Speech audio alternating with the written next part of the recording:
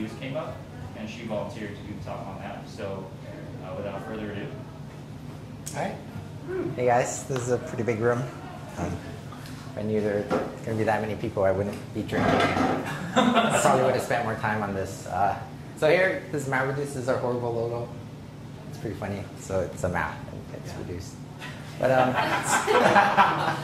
so yeah, I'm Shu Chen. That's my freelance company. My professional life, I work for a company called Creative Market. We're like an Etsy for digital goods. We're not here to talk about that. We're here to talk about MapReduce. This is sort of the general outline of what's going to happen today. I'm going to talk about MapReduce, and then I'm just going to give like lots of examples. Okay, so I guess all of you probably heard of MapReduce somewhere, and it probably associated with either some sort of database or with Google. From Wikipedia, this is the definition they give. It's kind of long-winded. MapReduce is a programming model for processing large data sets, and the name of an implementation of the model by Google. And it's typically used to do distributed computing on clusters of computers. We're going to go more into what that means later on. But, oh, I think I'm missing a slide. Yeah, I'm missing a slide. So this is supposed to be the next slide. So MapReduce basically is these two operations, map and reduce, stuck together. But then that begs the question, what is map and what is reduce? And so if I go back, here from Wikipedia again, they have a long-winded definition of map. It says, in many programming languages, map is the name of a higher-order function that applies a given function to each element of the list, returning a list of results, blah, blah, blah, blah, blah. So that's fine. So I'm going to actually explain in plain English. So one thing that I guess an alternative name of map is apply to all, in which you have any collection of things and you apply the same thing to that collection. And so for example, say we had this function that operated on some value, and all it does is it returns some derived value off of that. So this is generic. This isn't actually code that would do anything. So at a higher level concept, say you have this collection, this list of all these documents. Right here, I just list the primary keys, but imagine there are other data in there. Maybe it's property information or place names or maybe records in your database or whatever events that happen. And basically what map is applying some function f to each of these elements and creating a new list. Right? So for example, if we write this actual square function, this is actual JavaScript, where you define this square function that takes a value and returns that value squared. And you start with an array, say 1, 2, 3, and you map this array with this function, you end up with 1, 4, 9. Right? This is this handy thing that comes from underscore. So JavaScript itself is kind of a clunky language to work with, but if you use underscore, I highly recommend it. It cleans it up a lot. So underscore provides you with this map. I could actually have written it in pure JavaScript. It's not hard. It's just it would have taken a lot more lines. So it's more concise this way.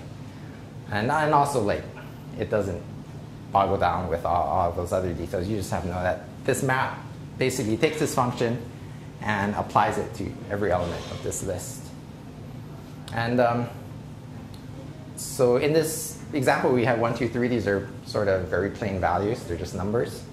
Right? But you could apply it to more complicated objects. So here in JavaScript, I defined a prototype for this person, which includes a name, a gender, and an age. And I could make a list of all these different people. Right? So there's Andy, who's male, who's age 18, Bob, who's male, who's age 28, so on. So I have this list. And I could have a function that says, maybe I want to know the number of letters in their name. And so this function takes in that person, and it just spits out the length of that person's name. And down here is an example where I map that array, which was in the last slide, of all these people with letters in name. And what comes out is this new list containing just, I guess, just the number of letters in name. And then here's this function I made up called attractive score, in which case you know a guy wrote it because he rates females as having a 100 score, and any others has -10. So just that same map function. Does this work? Okay. I guess if you look at these examples, the derived list that comes after the original array has been mapped. I mean, so far they've also been plain values, right? They've just been numbers, but it doesn't have to be that way. When you map, you could map to other complicated objects. You could map to an object, you could map to a list. So in this case, this function makeTuple takes a person and returns a list of just the person's name and the person's gender. And when we do that map, that operation ends up with this list of lists. Right? So you're not bound by the type of output that map is going to give you. You could map to any type of value that you want. So to reiterate that point, there's this identity function which just returns the value itself. This is actually a legitimate map. You know, it doesn't actually change the original list because you just get back whatever you passed in, but it's still a map operation. You've applied the same function to every single element of the list. It doesn't know that necessarily it's an identity function, so it has to return a copy of the list, right? It doesn't know that going in that it's necessarily an identity function, so it has to return a copy. Yeah, it returns a copy of the list. Yeah, so technically it is a different list. Right. Yeah, but it contains the same value. So I mean, for the purpose of this talk, it's essentially the same. But yeah, you're right in that, like, the internal representation, they might be like different objects. Okay, so we're going to recap map. So basically, this map operates on a collection of things. So far in all of the examples, I've listed just a one-dimensional array. But really, map works on any type of collection, whether you have a tree structure or a ring structure or whatever. So long as there are elements that you can traverse over, you could do a map. So I just want to interrupt you for 1 second. Sorry. So the Ustream thing is not working? It's not working? Yeah, is there a different URL that we should be using? I'm using ustream.tv/HICAPACITY. Well, you need a channel for that, /channel/high capacity. Channel / Thank you. Yeah, sorry about that. No, no, sorry. Works? Carry on. Does it work? Maybe make sure it works, Okay. so that she didn't have to do it all over again. That's all right. It looks like it's loading. Oh no, you have to do it all over again. Oh, that's Sorry. The next time around, I'll be on my second beer, and it'll be way better. Okay, just go back to that part where you were talking about the horrible logo. Okay, so like I said, it alters every element of that collection, right? Whether it be a tree or whatever, using this same operation. And over here in this definition, I gave the length of the input, or the size of the input, is always the same as the size of the output. Technically, in a map operation, that's what happens. You always get a 1-for-1. Later on, when we talk about MongoDB, the map portion doesn't actually follow that, but there are reasons why. But overall in functional programming, when you do a map operation, you always get back a collection of the same size. Okay, we're going to talk about reduce. Reduce is very long-winded, the definition of reduce. So in functional programming, it's also known as fold, and they also call it reduce or accumulate or compress or inject. It's another higher order function that analyzes a recursive data structure and blah, blah, blah, blah, blah. I'm not going to worry about that because I'm actually going to explain. So reduce, what happens is if you have a collection of items, what reduce is, so what map did was it took a list of items and it gave you back another list of items the same size. So what reduce does is it takes a list of items and it gives you back one item. I'm missing a thing here. There should be a value here. Just pretend there's a 4 or something. Okay. Okay. Let me shrink this down. Oh, that does not help. That's great. This would have worked in Chrome, but my Chrome doesn't work. You think like everything that could go wrong for this talk has gone wrong, I think. But yeah. Okay. What is that supposed to say? Init, basically. Yeah. So this is I guess underscore itself also provides a reduce function, and what it does is it takes a list, it takes this iterator, which is a function, which I'll go over later, and then it takes an initial value. That's what the in stands for. And this iterator is any function that takes this memo, which is sort of a safe state, and a new value. So say we wanted to take a list of items and return the sum of it. This is what our sum function would be for reduce. It would take whatever state that reduce has so far, take it in a new value, and just combine the two. So assume we had this array 1, 2, 3. If we do reduce of this array and pass in this sum function and started with 0, we'd get 6. Kind of glossed over a lot of things, but that's why I made this slide, so to make it more clear. So this is the same function that we called earlier, right? So what we started off is we started off with 1, 2, and 3. This memo is basically like this internal state that reduce has that it's gonna keep around because it has to save the information that you're operating on somewhere. And it starts off with init. So when you sum things, normally you start with 0. That's the baseline for your sum, right? So memo gets set to 0. That's where it's pulled in from. And v, what's going to happen is v is going to take off incrementally items from this list. So this list of 1, 2, 3, it takes off 1, and then applies our function. So we're going to sum 0 and 1. So you add them together, you get 1. So that's what memo is now, right? So memo is now 1. And so the next round, the reduce function is going to take off the next element, which is 2. So the 2 pops off. It's going to do a sum. We kept 1 around from the previous operation. 1 plus 2 is 3. So now we keep 3 around. And then our next operation, we take the last element off, which is 3. We do a sum of that, we return 6. And so now that there are no more elements left on our list, we arrive at this one value, and that's the value that reduce spits up. Okay? So you could do other things besides summing. So say you had this array. So say you had taken that list of people and you had mapped them to just genders. So here we have this array of just the genders of the people. And somehow we want to get to this operation where we counted the number of males and females. So there are 3 males and 2 females, right? So somehow we want to get to this. So what happens is here in JavaScript, we have this counter function. Basically, it takes the previous state, takes the new value, and whatever value it sees, it's just going to increment it in its internal dictionary. So when you call that, you initialize it with a dictionary where there are 0 males and 0 females.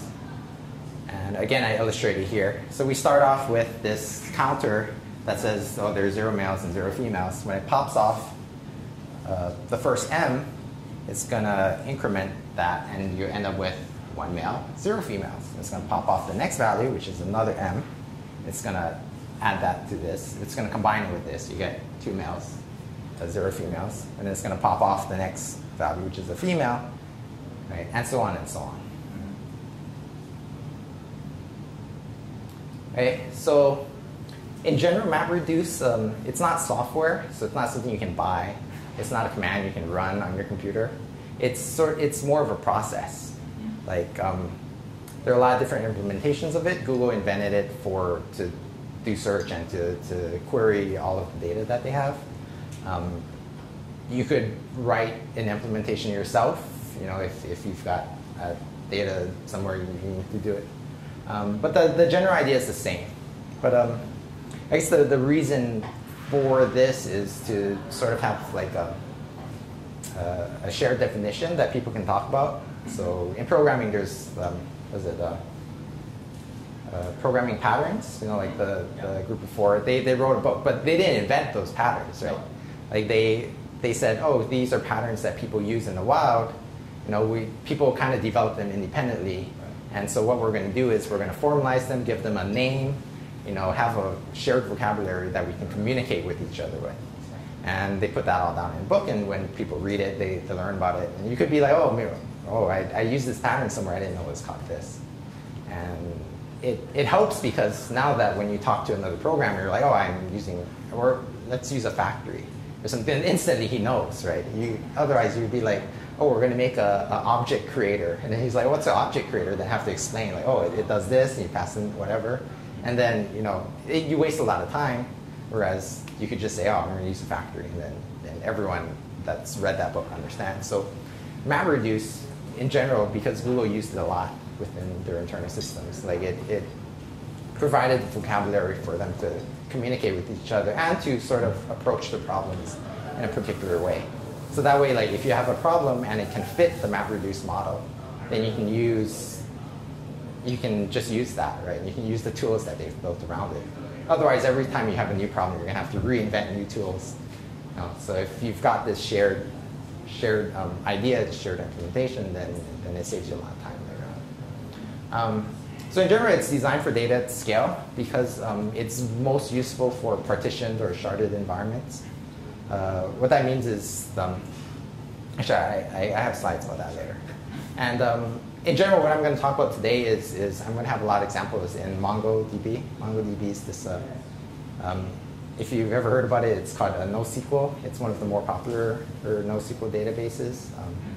It's document-based and schemaless. That means you could just, yeah, it's free-form. There's no criteria to the type of object that you can put in it. Whereas in a traditional database, you have to, before you start putting in data, you have to clearly define the type of columns that you have in there. And if you want to add a new column, like say you were saving people's names and genders, and then later on you say, oh, I have to start saving their ages now, then you have to redo your column definition, and that might be painful depending on the database that you use. And but in Mongo, it doesn't matter. Mongo doesn't enforce anything. Mongo just takes documents. And one good thing about Mongo is it actually internally, like built in, gives you a nice way to query those documents. We're not going to talk about that, but Mongo also has this approach where if their native query tools don't work for you, you could use MapReduce. And so I'm going to show a lot about that. And also, I guess another reason why Mongo is a good example is it's very approachable. It's very easy to obtain, very easy to get started with. You go to their website, like a lot of Linux distributions include it. Like you just yum install Mongo or apt-get Mongo or whatever, and you usually get it. And even if you download their binaries, it mostly runs out of the box. It's pretty clean. And I think you can get it in Windows and Mac environments as well. So, whereas like other big databases that do this, no one's going to be like, I'm going to run a Hadoop cluster, or, set that up. That takes a lot of time. With Mongo, it's very easy to get started. Okay, so I guess to illustrate why I guess MapReduce is good for distributed programming. So say when you're running a database, you basically have a lot of documents, right? I mean, even if you're in a schema structured or like relational database, each row is a document. It's just the database enforces is what that row looks like. But basically, I mean, when you get down to it, you have all these separate documents. And say you want to do an operation on them. In general, like if all of your documents are on one computer, it's not a big deal, because that one computer can go through all of the values and give out whatever answer to the question that you asked of it, right? But say like you're at Google scale, and you've got like all these different computers, So say, Google can't keep the entirety of the internet on this one machine, right? When they crawl pages, they stick all that information somewhere, and it's on all of these machines. So the problem is, now that I've got all this data on all these different machines, how am I going to get any information out of it, And so this is the technique that they use, or that they landed on to do that type of thing. And so the reason why it's good is that if you look at the properties of the reduce operation, so say this sum, that was one of our reduce operations, right? We took all these numbers and we combined them together to spit out a sum. If you notice, if we sum 1, 2, and 3, and we sum 4, 5, and 6, and then we sum those together, we still end up with 21. We still end up with the same answer. Or say we sum them in a different order. We sum them 6, 5, 4, and 3, 2, 1, and then sum those together, we still get 21. Or say we did it even more complicated. We did these two, and then we have this one, and then we did this one, and these two together, and sum those, and then we sum all of those. You still get the same answer. Now, if you define your reduce function in such a way that you could do this, like the order doesn't matter, that where it happens, like where the operation is run doesn't matter, then you get this ability where you could take these operations and put it on another machine. And you could take this operation and stick it on another machine. So another good thing also is even if you don't have a lot of data, say the map operation that you do takes a lot of CPU time. Say you only had 1,000 photos, and that's not a very big number, it's 1,000. But say what you wanted to pull out of those photos took a long time to process. Say you had to process the image, maybe like go through every single pixel and then do like pattern recognition and look for squares, look for faces, and apply tags to that. Like each image by itself takes a long time, right? And so what you could do is you could say give this computer 2 images to work on, give this other computer 2 images to work on. And if you structured your approach in the MapReduce sense, it doesn't matter which computer did which operation, because in the end, when you combined everything together, you get the answer you wanted. It just ended up happening on all these different machines. Okay? So that's MapReduce in a nutshell. So speaking in particular about Mongo, so in Mongo, all of the data that you have are documents. And they're probably sharded. And by sharded, that means you have multiple instances of this database. And depending on your data, you've selected a portion to be on one machine. You've selected another portion to be on another machine. In general, like, for example, say we had like social security numbers or something. So all of this, one way to shard would be, say, all the social security numbers that start with 1 go on this machine. And all the social security numbers that start with 2 go on this machine, and so forth. So that way, like, when your client program says, oh, I need to get the record for this social security number, because of the way you sharded it, the program knows, oh, I need to contact this database, or I need to contact this machine to get that information. So it's in general, that's how Mongo sort of assumes that you scale out. And so what happens is within Mongo, you map each of these documents that you have to some value or values. Remember when we talked about map, it was 1-to-1. In Mongo, I guess to assist in some problems, they actually let you map one thing to multiple values or to no value at all. And I'll actually show you an example of that. And then in the same way, you do a reduce. And if your Mongo databases are distributed, then this work happens in a distributed fashion. So if you have your documents sharded, then each machine takes care of the documents that it has. Okay, so let's see it in action. I'm going to pull up some code.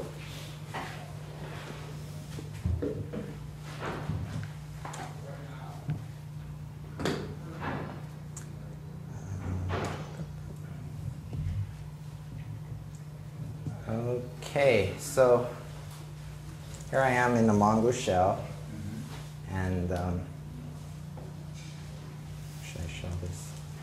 So I've got this JSON file of I took Walt Whitman's Leaves of Grass, and I parsed out each poem that's within it. So basically, what we have is the text of the poem and the title of the poem. I imported all of that into Mongo. I have here a Mongo shell. So those are all the documents that are in here. And what happens is in Mongo, Mongo gives me a way to do a MapReduce over this database. And so what I'm going to do is show you the different functions that I've written in here. Okay, so the first problem that I'm going to show is just counting the number of poems that we have. So basically, the way that I approached this was that every time we got a document, I just mapped it to the value 1. So if I have a 1 for every document that's there, and then I sum all of them together, then I'll get the number of documents, right? So this is the emit one, or this is our map function, which in Mongo, it's kind of weird. Like, this function doesn't actually take in a parameter. So the value that you get is actually a JavaScript this. So it runs in the scope, and this refers that is bound to the value that's being passed in. It's kind of strange to me, but I mean that's.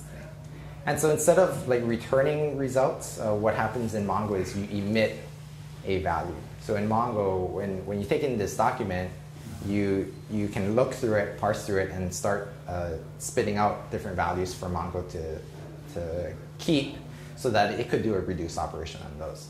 But here, basically for every document, I just emit once. This count is the bucket name. This could be anything. This could be fish.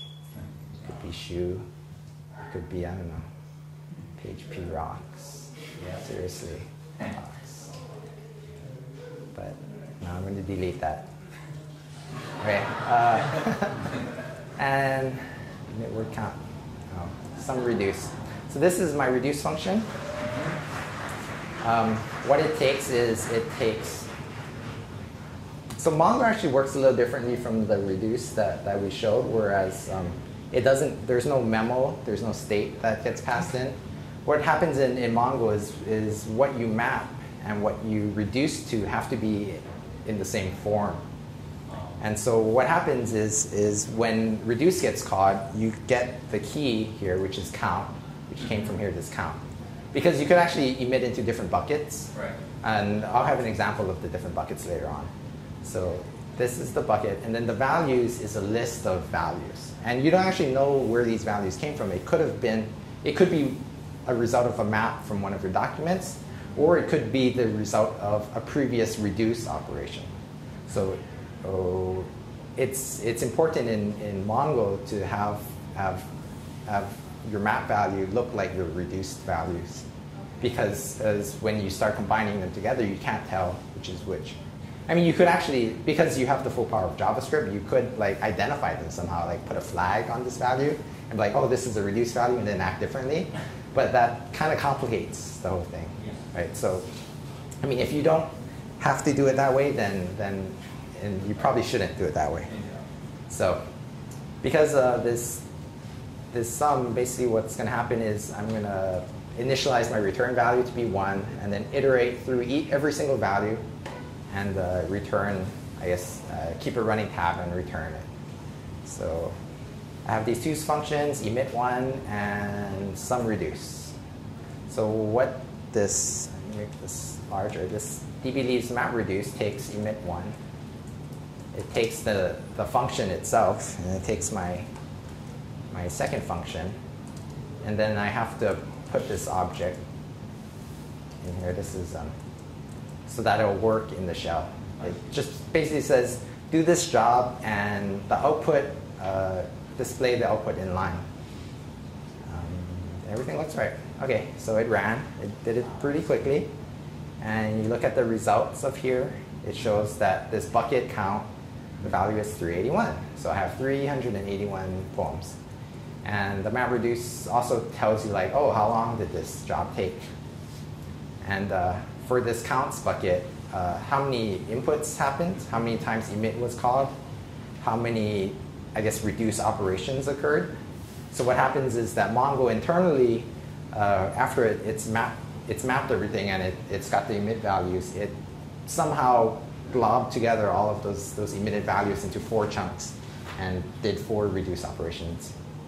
And OK means everything was fine. It's cool. So is this all on your laptop right now? Yeah, this is all on my laptop.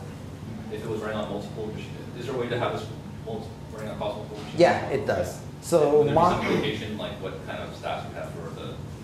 I haven't seen it, but I'm pretty sure, yeah, it would have. So, I mean, we did this in the MapReduce way, but we could have done this using the Mongo query way, which was it get all.count, I think? No. Oh, it's fine. Oh, just count Yeah, works? just count. Oh, but find count should work too, right? It's just Never count. mind. No, that doesn't work. No, you got Brent. Okay, yeah, so if we counted all the documents, we'd have 81. Does it do it the same way?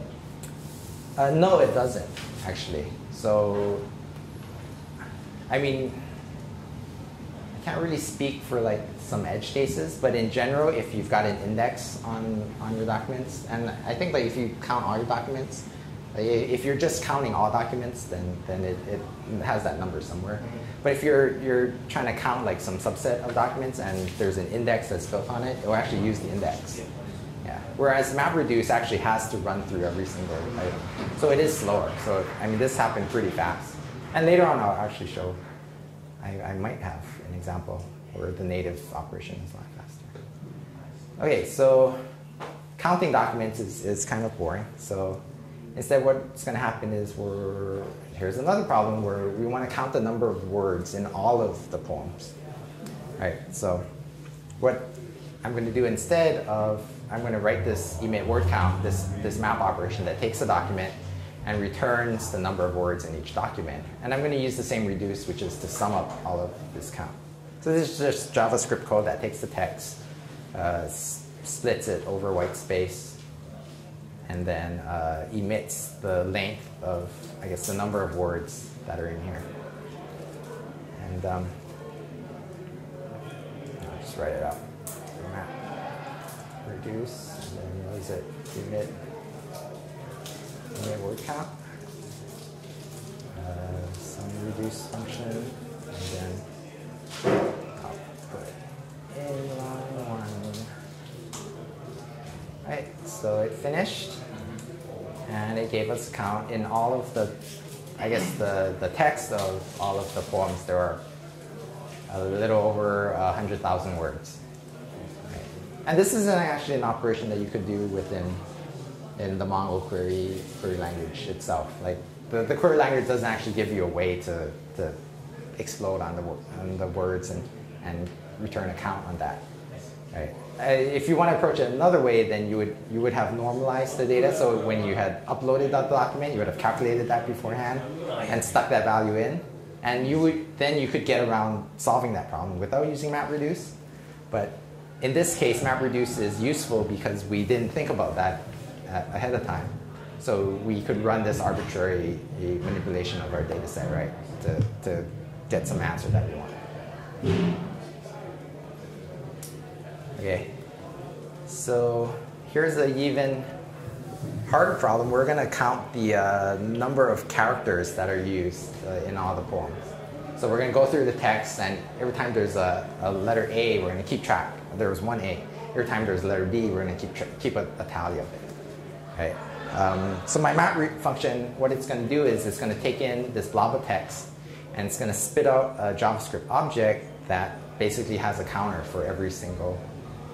Oh, actually, no. That isn't the way that this is doing. This is I'm showing that this way actually shows the use of different buckets.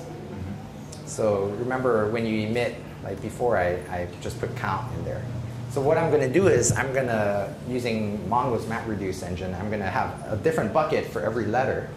And every time it goes through that letter, it's going to emit and stick a 1 in that bucket.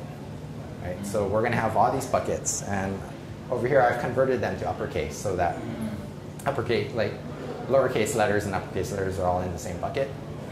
And basically, it's going to emit once for every single letter. And then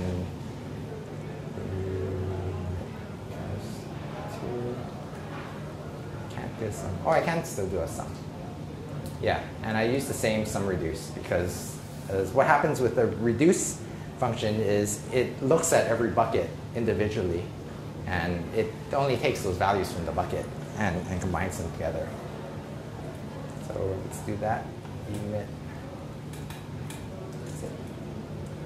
chars. So this takes about 15 seconds. Last I ran it. It's going to do a little while. And the reason for that is that every time it processes a document, it has to emit multiple times. And Mongo itself has to keep a queue of all these different, yes? So you might have already mentioned this, but is the input to the mapper, is that partition based on a document? Or is Mongo doing something else, like splitting documents? How does it decide the chunk that each mapper receives? That's actually magic. Like it doesn't matter to you because of the way, if you define your map function correctly and you define your reduce function correctly, it doesn't matter what order it comes in. So long as Mongo eventually maps and reduces every single document, it doesn't matter what order they come in, right? So here internally, I mean, I can't speak for how Mongo works internally, so that's beyond my expertise. Can you use the bucket to toss it to chunks certain ways on the reduce side? Taking different buckets for each chunk.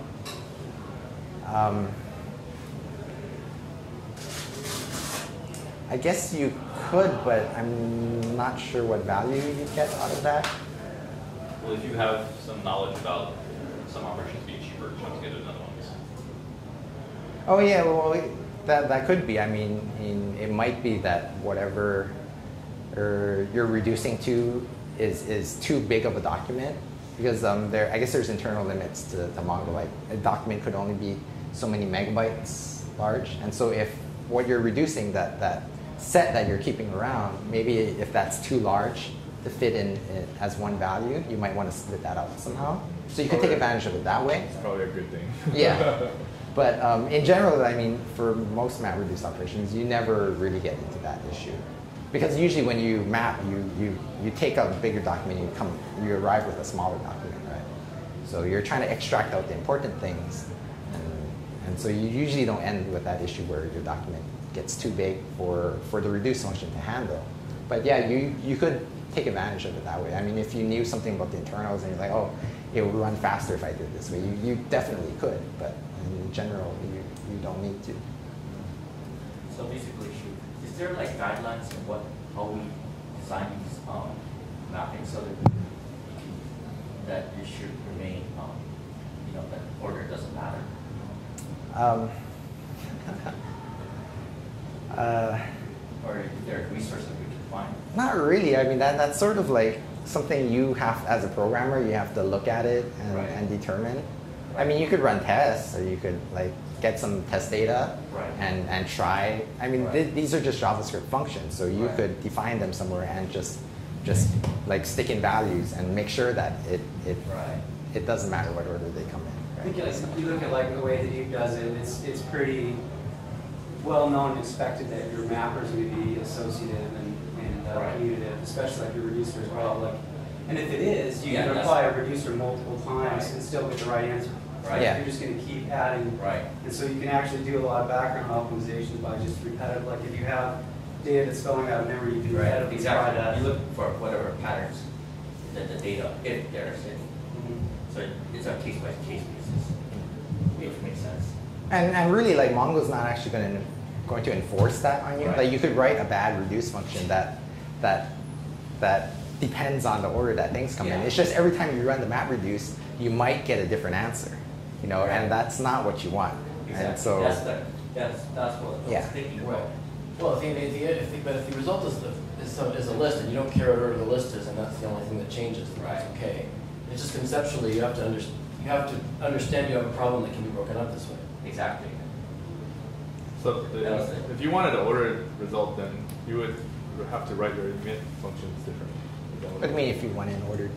Like your result, you were showing the emit functions earlier? Yeah. So the emit functions would have to. Well, like if the final result you want something ordered, then you wouldn't leave that to MapReduce. You just get whatever result and order it yourself. Oh, no, okay. but it's the order of operations that matter, right? Or that shouldn't matter. Yeah. But could you say like if it's an unordered, like a regular JavaScript document, like JSON document like that, it's considered unordered because it's a key value like a hash. Yeah. Right? But then let's say you wanted to write a reduce function to reduce a hash into an array. Could you do something like that? Oh yeah, you could. You could. So maybe that would be the way to order Yeah. something. But the buckets that you set up in the word counting, example, or the letter counting example, that was an array of buckets, right? The buckets are handled by Mongo. Okay. So Mongo, So when it runs a word bracket, MapReduce. so that's the sort of a hash table? Yeah. So, Right. I mean, in general, by definition, if you want things to be in a certain order, you don't put them in a hash table. So, yeah, exactly. That's Yeah, why I so was the asking about underlying that. data structure can't order, right? Yeah. But you can't count on it. But it's the function itself, the application of the function itself on the Right. data structure. It can't depend on the order in which, you know, you use this one or this one. Right. So at least in theory, you could have made, if you didn't let Mongo do it, and you could have just created an array and then the function add certain things to different points. actually, in so the I'm going to array. show that next. Yeah, okay. So this is this one method where I emit a simple value, which is 1, but I stick it in different buckets. Right. So this is one way of doing it. So I'm actually going to show the other way. Okay. Right. So you defined words that, I guess I don't know JavaScript. Okay. You're creating a hash table there with this stuff? no. So words right now, at this point in time, words is some string. Oh, I see. So words I is just the name of the bucket. Yeah. Right. Words I is as this loop happens, it goes 1, 2, 3, 4, 5, 6. I see. And whichever value this is S, so it's going to be bucket S. Yeah. The 1 goes in there. Okay, I see. Right. So if we look at the output, you notice there's all these different buckets, and there's a value for each of them. Right. So we've got a bucket for the exclamation mark. I guess Walt Whitman uses a lot of exclamation marks. More than he uses quote characters. Yeah. And so, yeah, all these things. Opening and closing quotes are the same character the way you have the text? Yeah. It's I took it from Project Gutenberg. So it's just a text. My input was a text file, an ASCII text file, I think. So, right. So if you notice, it took 14 seconds. I had 381 documents that were input, and I called emit this many times, right? And the reduce function was called this many times, and these are the number of buckets that came up. And everything came out fine. So that's cool, except this took quite a while, right? 14 seconds is kind of long. And the reason for that is I think this emit, there's just so many documents that Mongo has to keep queued up, and so many times it has to call the reduce function.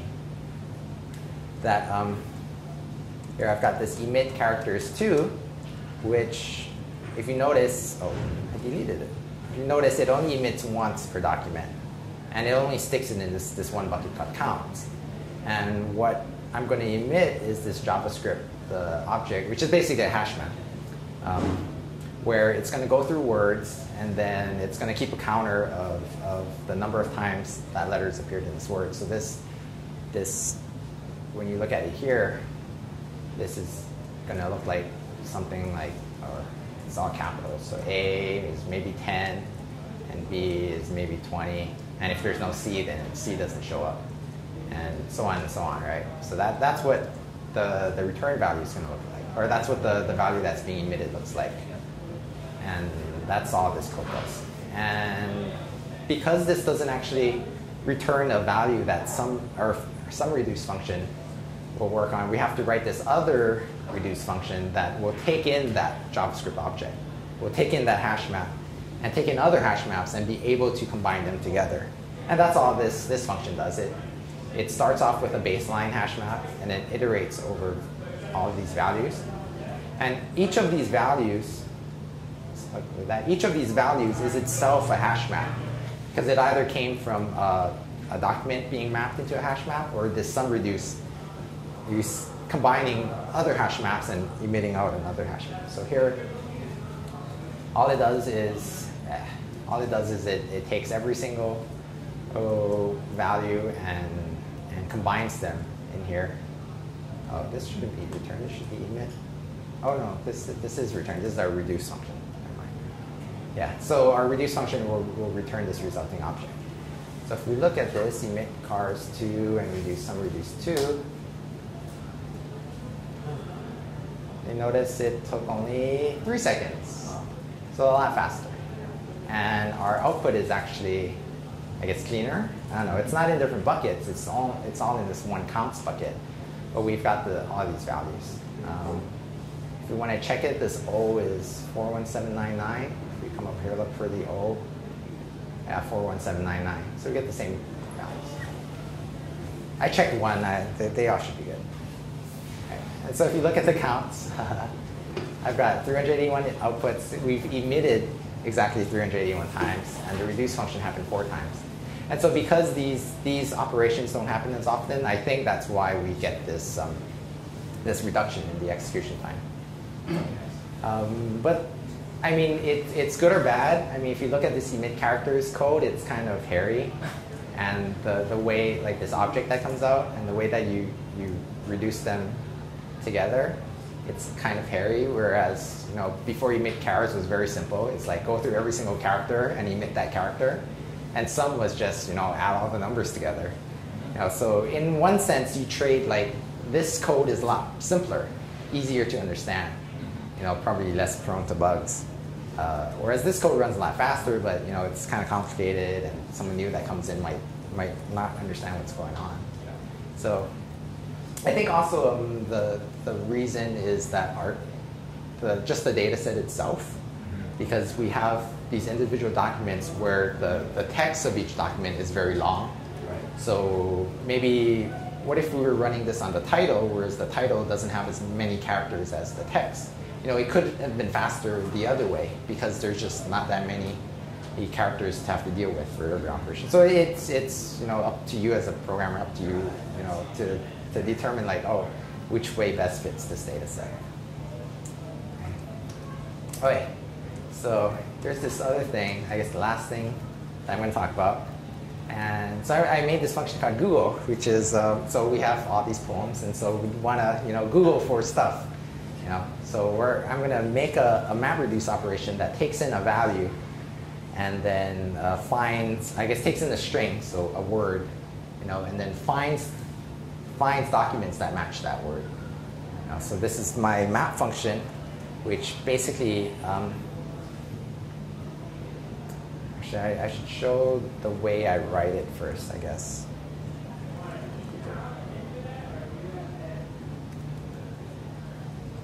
Right, it ran it. Okay, so I'm going to pass in this map function. I'm going to pass in the reduce function. And in my out, I guess this spec, what I'm going to do is I'm going to tell Mongo that every time you run this, put this in the scope. So this Q, I'm going to set Q to leaf. So this is the word that I'm searching for. I'm searching for the word leaf in all of these poems. And this is the way that I'm able to inject it into these functions. So when I look at here, this Q comes from out of globals, which was defined when I called it. So what's going to happen is every time Mongo goes through a document, it's going to look through the text and see if this word occurs in it. And if it does, it's going to emit in this results bucket. And all it's going to do is, this is also a little complicated. I've got this JavaScript object, or this hash map, where titles is set to this array that includes the current title. Right? So, and then in my reduce, what's going to happen is I'm going to have that same object where titles is an array.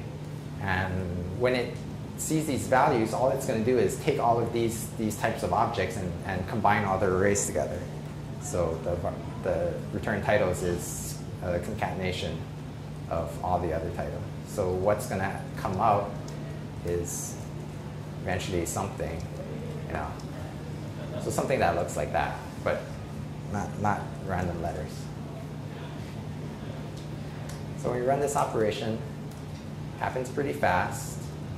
And here we have our results, which is this object that says titles. And these are all the titles of the poems that contain the word leaf in them. And I could change this to the. And you know, there's a lot more, because obviously that's a very common word. If I put in some gobbledygook, it found none. You know, so yeah, so I've invented Google. What if you wanted to say, like, rather than run this every time, you wanted to actually output your MapReduce as something in Mongo, like say you could just build a document index or a reverse lookup index with your MapReduce job, so that you just have a list of titles to words, like that mapping, as in Mongo. I don't know what it is, like data structure. Yeah, that's a good question. Specified output collection. And Yeah. It'll put it in there. So, I mean, here where I specified output, right? I specified that the output was in line. Okay, okay. And so you could have it go elsewhere. And I wish I had internet on my machine right now. My network has broken. Like I said, anything that could go wrong for presentations does go wrong. And so I could open up the documentation, but there's this one cool thing that I wanted to talk about, whereas MapReduce for Mongo actually has this idea of an incremental MapReduce. So if you have a lot of documents, and if you've put a timestamp on any of those, so say events come in, and those get timestamped. When you run a MapReduce operation, you could save that output somewhere, and then the next time you run it, you could just run MapReduce on the newest items that came in, and you know which ones are newer because of the timestamp. You could say, okay, so now Mongo get the values that were added yesterday, and combine them with this previous MapReduce. So you could have like a running tally. And because of the way, if you've written your map and reduce function correctly, then it doesn't matter, right? The result that you get, because using that old state, yeah? Do you have to store all of the original reduce things, or you have to make the reduce function somehow reversible? Well, So you can take the old one out and put the new one in or something? well, the way like the map function emits a document or an object that's the same, that looks the same as your reduce function combines things too. So long as you're running the same MapReduce job, then the values that come out of that look the same. Right. And it doesn't matter. Right. But you have to store the intermediate result of map. The result format is the same as the intermediate format, right? But you have to store it, but the format is the same, but the values aren't the same. But it's associated too, so you can just take the old value and tack on new values with the new reduce. Right. So I mean, so that would depending no. on if you're counting or something, you need to So also subtract out the previous that wouldn't version work. of that, right? That wouldn't work if you've overwritten Right. one of your old values. Right. So say you had all these objects and you've suddenly overwritten one. Right. So that previous value is included in your MapReduce, Right. and now it's coming in again. Right. So you can't account for that. Right. But in the case where a lot of people use Mongo as like just, like they just keep adding, they keep appending things to it, right? Like a event log.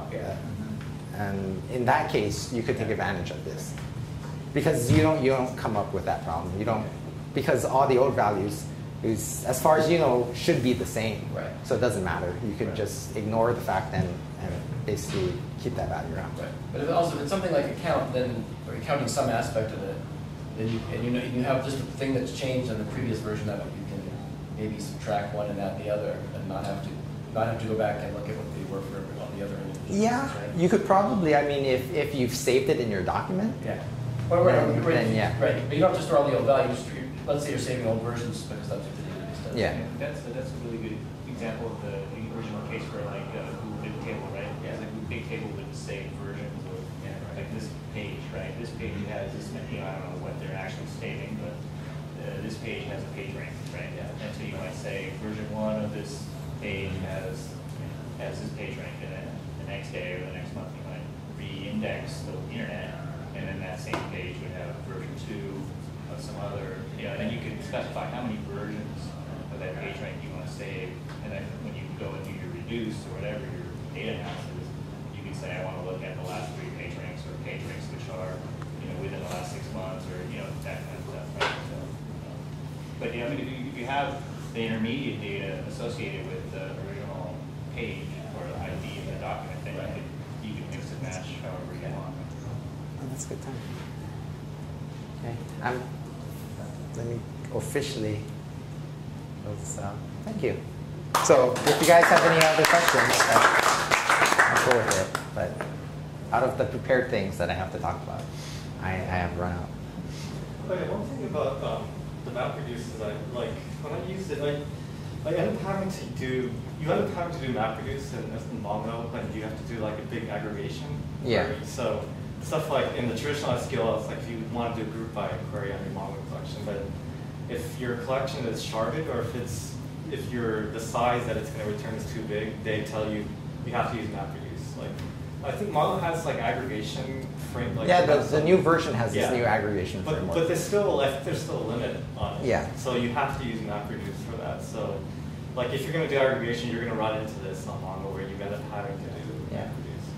Yeah, so I mean that also highlights this point that I think I briefly brought up where like MapReduce is really good where after the fact you have some data and you want to find something out about it.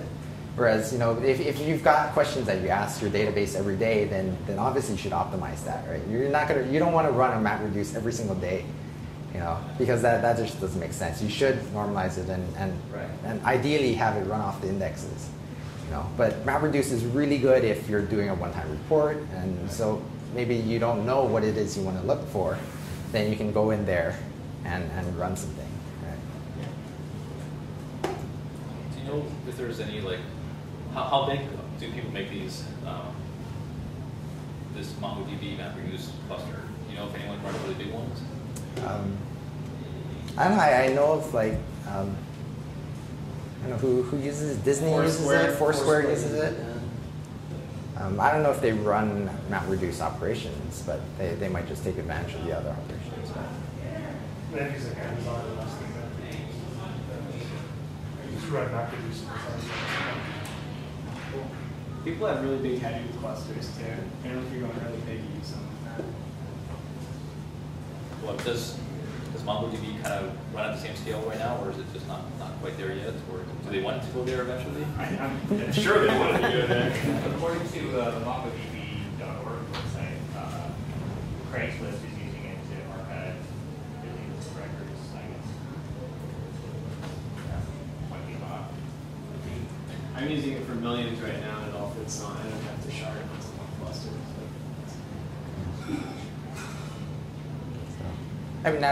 If you guys want to know, like I say, in terms of Kevin's case, like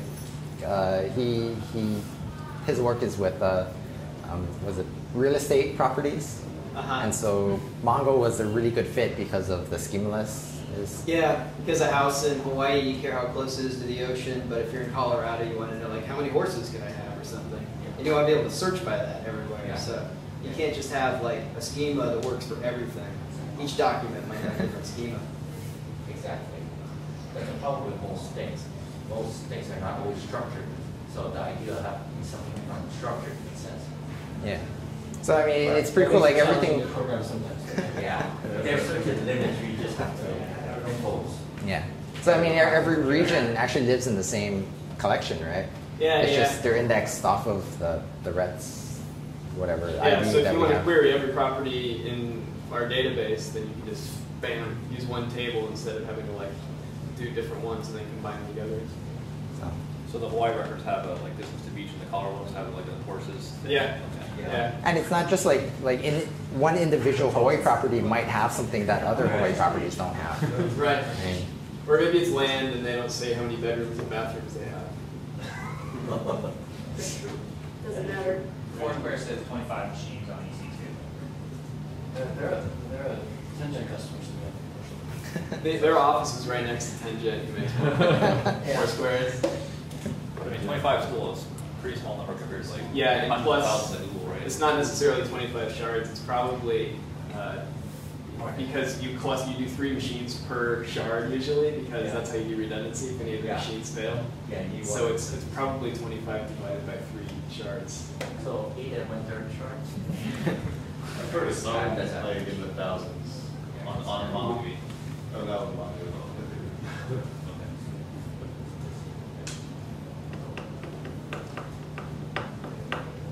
Wait, there's also Hadoop MapReduce. I think they have it's like a MapReduce solution where it's like Java based, but you could actually use shell script as a MapReduce function. Yeah. So it's not like you don't have to stick.